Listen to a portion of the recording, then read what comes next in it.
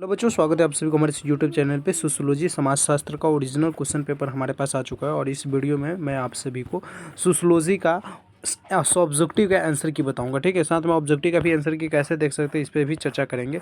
देखिए, ये पूरा का पूरा ओरिजिनल पेपर आ चुका है, यही पेपर आपके एग्जाम में पूछा गया है। ठीक है, तो यहाँ पे देखिए सब्जेक्टिव प्रश्न देख लीजिए, ये सारे सब्जेक्टिव प्रश्न पूछा गया। 10 लघु उत्तरीय प्रश्न पूछा गया, जिसमें से आपको 5 प्रश्नों का जवाब देना है। मैं 200 प्रश्न का आंसर की अभी जस्ट बता रहा हूँ। और उसके बाद दीर्घ उत्तरीय में ये टोटल 5 प्रश्न पूछे गए, जिसमें से आपको 3 प्रश्नों का जवाब देना है। ठीक है, तो आइए बिना देरी के हुए हम एक एक करके सब्जेक्टिव प्रश्नों का आंसर जाते हैं। लघु उत्तरीय का सबसे पहला प्रश्न पूछा था कि समाज की परिभाषा दीजिए। समाज लोगों का एक समूह है जो विशिष्ट भूभाग में एक साथ रहते हैं, साझा संस्कृति और संस्थाओं का पालन करते हैं और सामाजिक संबंधों के माध्यम से एक दूसरे के साथ जुड़े रहते हैं। तो ये हो गया आपका आंसर 1 नंबर प्रश्न का। आगे बढ़िए, दूसरा नंबर प्रश्न देखिए कटा है भारतीय समाज की 2 विशेषताओं को लिखे। तो भारतीय समाज की 2 विशेषता विविधता में एकता तथा पारिवारिक संरचना आप लिख सकते हैं, या इसके बारे में भी आप थोड़ा सा डिस्कस करके लिख सकते हैं। ठीक है, यहाँ पे देखिए तीसरा नंबर प्रश्न कह रहा है संस्कृति क्या है। तो लिखेंगे संस्कृति एक समाज के जीवन के तरीकों को आस्थाओं, रिवाजों, मूल्य, परंपरा, भाषाओं और कला का संकलन है। इसी को हम संस्कृति कहते हैं। ठीक है, आगे बढ़िए प्यारे। और यहाँ पे देखिए 4 नंबर प्रश्न पूछा था भारतीय संस्कृति के 4 विशेषताओं को लिखे। तो धार्मिक विविधता, भाषाई विविधता, समारोह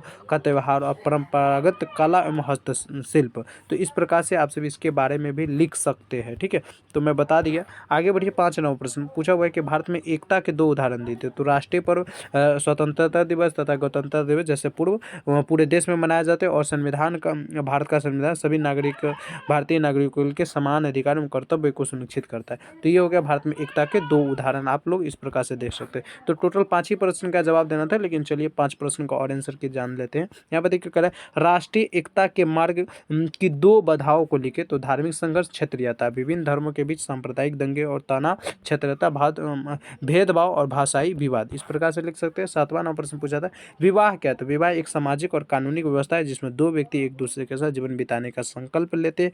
इसे समाज द्वारा मान्यता दी जाती है। ठीक है, तो बिल्कुल करेक्ट आंसर हो जाएगा। आगे बढ़िए, और यहाँ पे 8-9 प्रश्न का आंसर आप क्या लिख सकते हैं। हिंदू विवाह के क्या उद्देश्य है। तो लिखिएगा धार्मिक एवं सामाजिक जिम्मेदारी, धर्म और समाज के नियमों का पालन, परिवार का विस्तार, संतान उत्पत्ति, उनका पालन पोषण। तो ये हो जाएगा हिंदू विवाह के उद्देश्य। आगे बढ़िए, 9 नंबर प्रश्न पूछा हुआ है कि किस प्रकार मुस्लिम विवाह एक संविदा है।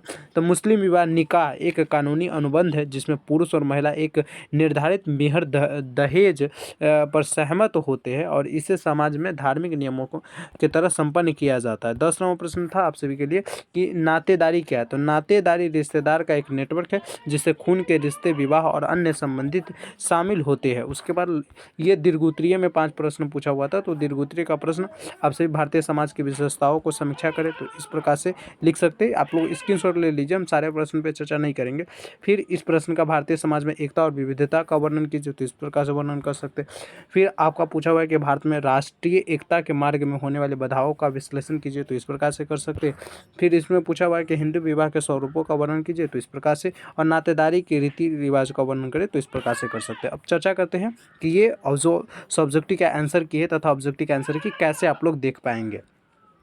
तो सोशियोलॉजी समाज शास्त्र का ओरिजिनल क्वेश्चन पेपर आंसर की देखने के लिए पहले आप लोगों को क्या करना है, गूगल के किसी भी क्रोम ब्राउज़र को खोल लेना है और सिंपल से यहाँ पे सर्च करना है चैनल के नेम को BSEBCAREER। ठीक है, इस प्रकार से आप सभी को क्या करना है, सर्च कर लेना है। जैसे ही सर्च कीजिएगा सबसे ऊपर BSEBcareer.com का ऑफिशियल साइट आप सभी को दिख जाएगा, इस पर क्लिक कर लेना है। क्लिक करोगे तो कुछ इस प्रकार से ये साइट ओपन हो जाएगा। ओपन होने के बाद थोड़ा सा इस प्रकार से नीचे करना है। नीचे करोगे तो एक सेक्शन आप सभी को दिखेगा क्वेश्चन आंसर की का सेक्शन। ठीक है, क्वेश्चन आंसर की के सेक्शन में आप सभी थोड़ा सा इस प्रकार से नीचे करिएगा तो देखिए नहीं दिख रहा है, तो इसलिए आप लोग क्या कीजिएगा, क्लिक हेयर वाले बटन पे क्लिक करके आप लोग सोशियोलॉजी का प्रश्न पत्र देख पाएंगे। तो इस पर क्लिक कीजिएगा, थोड़ा सा इस प्रकार से खुल जाएगा नया पेज।